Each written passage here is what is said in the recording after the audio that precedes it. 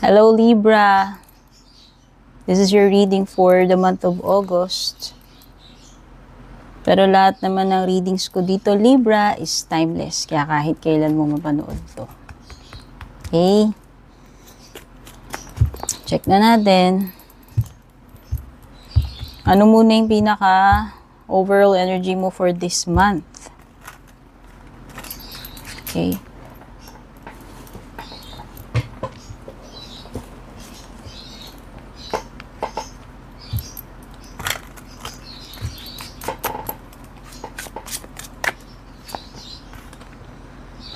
The World card. Ganda naman, Libra. Okay.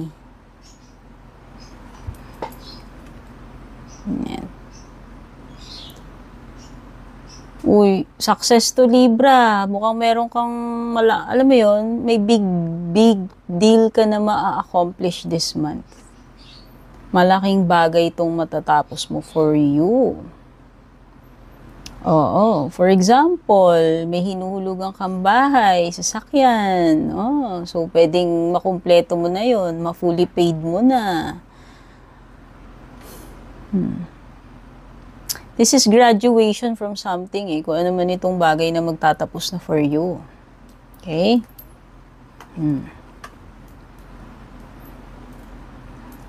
Graduation, the end of a cycle. Magsisimula uli yun ng bagong cycle kasi world card eh. Bago mag-full, yan yung card. Okay? So, check pa natin ano yung unahin na natin yung hindi mo ine-expect na mangyayari this month. Pasensya na kayo guys kung nauuna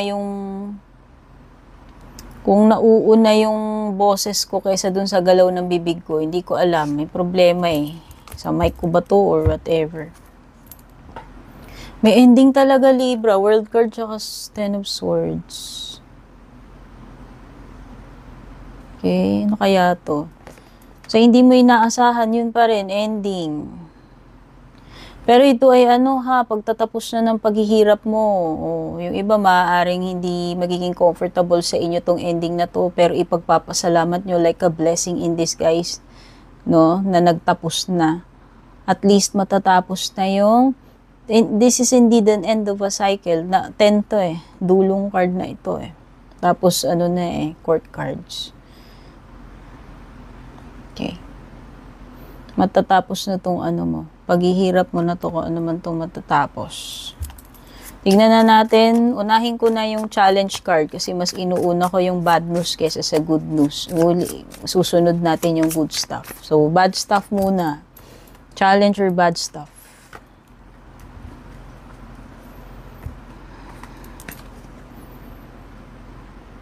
Searching for something, Libra? Meron bang something sa buhay mo that is lacking? Na hanggang ngayon, you're still struggling to figure it out. You're still searching for that thing, that person, that something. It could be anything since this is a general reading.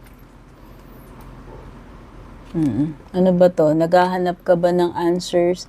Naghahanap ka ba ng fulfillment? Naghahanap ka ba ng happiness? Ano tong hinahanap mo? Or deep soul searching. Pwedeng problema mo sa sarili mo eh. Meron ka bang something na inaalam sa sarili mo, hindi ka ganun ka-sure until now, hindi mo pa rin ma-figure out yun sa sarili mo. Okay. Still searching for that something, that answer. Okay. Sa period ka pa rin ng reflection. Nandun ka pa rin sa dark times, hindi mo pa rin siguro nahahanap yung kaliwanagan na yan or whatever na yan.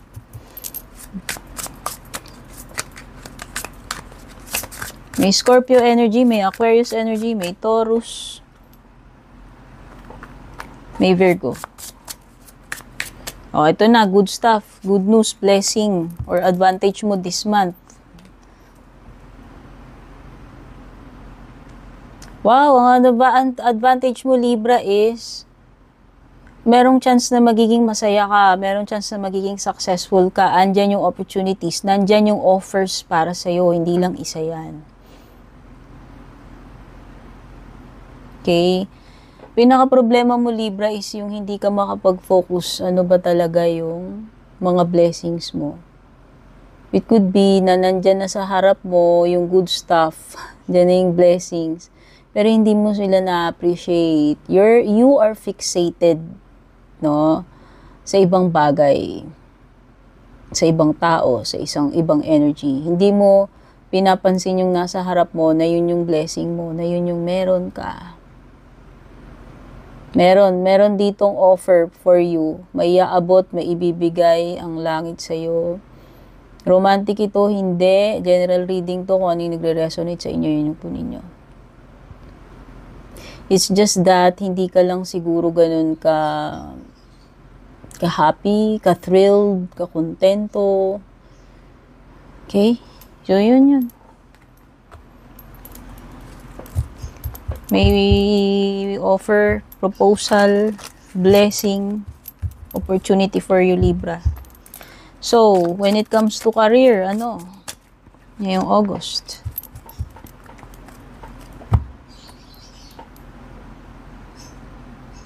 Dagdagan mo yung effort mo, Libra, kung gusto mong madagdagan yung pera. Yes. Dagdagan ang pagpupursige, dagdagan ang effort. There could be delays, Libra, pagdating dito sa gusto mong mangyari when it comes dito sa ginagawa mo, sa trabaho mo, sa business mo. May mga minor setbacks. Pero delays lang yan, okay? Especially kung may hinihintay kang message na related sa trabaho. Tingnan na natin yung pinansyal, kaperahan.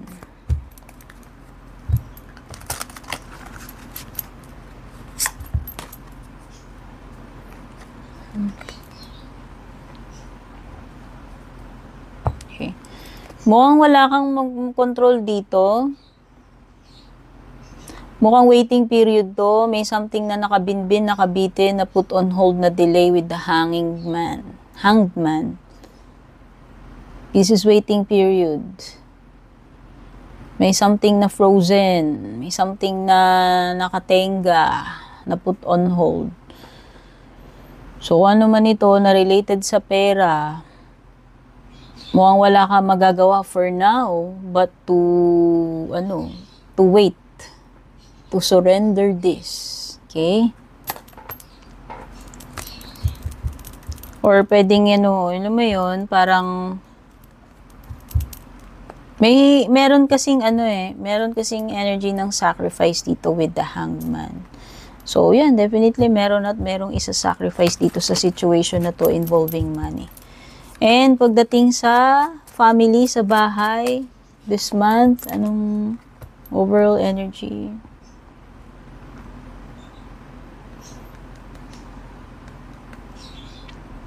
Okay, kung may mga family members kayo na inaasahan ninyo makakapag-travel, palabas man ng bansa, pabalik, baka hindi pa this month. Could be na may hassle din when it comes to pagta-travel sa family. Whether ikaw yan or a family member, a loved one. Kung nagbabala kayong mag-abroad, kasama pamilya, migrate, bakasyon, o kung ano man, meron something dito na hindi pa. Oo. Or yan, kung bali, simpleng lilipat kayo ng bahay or inuupahan, hindi pa. May something na ganun. May delays. And love life, check natin.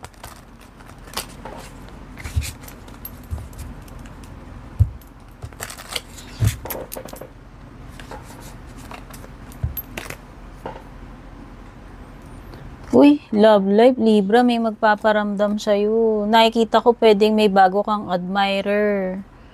Oh, it could be new person, new chapter sa love life mo, bagong person man ito or past. Kasi may past element eh. Okay, so yun, pwedeng magre-reconnect sa'yo, past person or ex. Pero pwede rin may new person na darating sa'yo. Sorry naman, Libra. Naputol yung, ay wala yung audio. Okay, may topak talaga yung mic ko. Pansinin nyo, nahuhuli yung galaw ng bibig ko kaysa dun sa sa sound. So, ayan. Pwedeng dati mo na tong kilala. Okay? Na hindi pa kayo. Kung hindi man naging kayo. Pwedeng past, pwedeng ex, dati mo nang nakilala na hindi naman kayo nagkaroon ng relationship. Pero pwede ring new person. So, kung past, yun na nga, pwedeng yun. It could be na magtapat sa'yo to, pwede ngayon palang mag-unfold yung romantic connection between you and this person.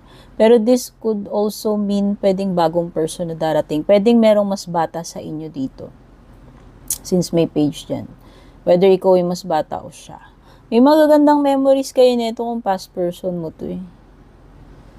Past nakakilala mo. Pwedeng kababata mo, dati mong kaklase, or past life connection.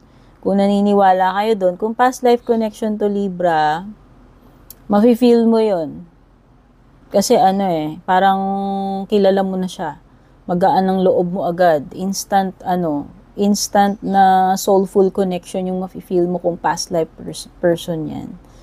Okay. Nire-reminisce mo yung mga memories o nire-reminisce niyo yung memories ninyo kung past mo to or ex mo. Okay. So, yan yung love life. Pwedeng water kasi malakas yung puro water. Pero pwedeng may Virgo din dito eh. Diba? Sinabi ko kanina yung mga signs. Tapos, tignan na natin pinaka-advice sa'yo ng cards this month. Okay, ito. Kung iniisip mo na nag-aaksaya ka lang ng time mo dyan, Libra, pag-isipan mong mabuti. Baka kailangan mo lang ng tiyaga para magkaroon ka ng nilaga. Baka masyado ka kasing naiinip, nagmamadali ka sa results. So, nai-spoil lang eh. Okay? Try to be patient. Yun lang yun. I think hindi ka naman nag-aaksaya ng time mo, ng energy mo dito sa bagay na to, kung ano man to. Meron at meron ka nga anihin dito. Baka ka lang, natatakot ka lang siguro na mag-aksaya ng time mo, ng energy mo, ng feelings mo. Pero definitely, this is worth the wait. This is worth the effort kung ako tatanungin. Yung advice sa'yo, tinuturuan ka maging patient. Okay? Ano pa yung mga ibang paparating sa'yo? O tayo ng mga cards. Okay. 4. Yan. So, meron ka dito, unang-una pineapple. O diba reconciliation? Kung past person kanina, yung sa romantic. Pwede may pagbabalik na past person. Nagkaroon man kayo ng ugnayan, hindi, may pagbabalik. Merong magme-mend ng mga connection dito, romantic, hindi. Kung hindi man tao to, bagay or situation na manunumbalik uli sa buhay mo, marirevive.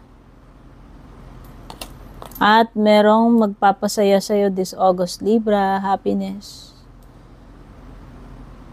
Magiging happy ka about this. Hindi ko alam kung ano yan. Malalaman mo na lang. Pwedeng isa doon sa magpapasaya sa'yo is a change for the better. Transformation to Libra, whether sa sarili mo, sa situation mo, or kung ano man. No, good times are coming. Andyan na yung mga improvements, no? Andyan na yung magagandang paparating sa iyo.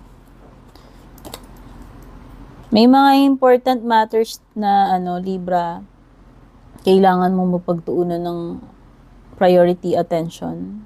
Careful, maging careful ka dito sa bagay na to. Ewan ko kung ano to eh. May mga situations dito na kailangan na maging maingat ka sa pag-handle nitong mga to. So, yan yung mga messages for you, Libra. Thank you so much for dropping by. Para manood, don't forget to subscribe, like, follow if you're new. Kung interesado kayo sa private reading ko, kayo mismo yung magsadya. Sa nag-iisa official Purple Team page, verified yung may blue check, yun lang ang Purple Team. Pag walang blue check sa kanan, hindi ako yun, yung mga gumagaya sa akin. So, doon kayo mag-PM. Although, hindi ko po kayo masasagot in an instant. Okay? Thank you so much sa mga nag-join na membership sa YouTube, nag-avail ng subscription sa FB, sa mga patuloy na nagpapadala ng Star Super Thanks. Special mention, shoutout to Miss Yoli Soliman, Ryan Ochimar Aliman, at sa iba pang mga nagpapadala. Pati na rin po sa mga hindi nag-skip ng ads, sa mga palagi nag-share ng readings natin, nag-iiwan ng wonderful comments. Love you all. Take care. God bless. Babush.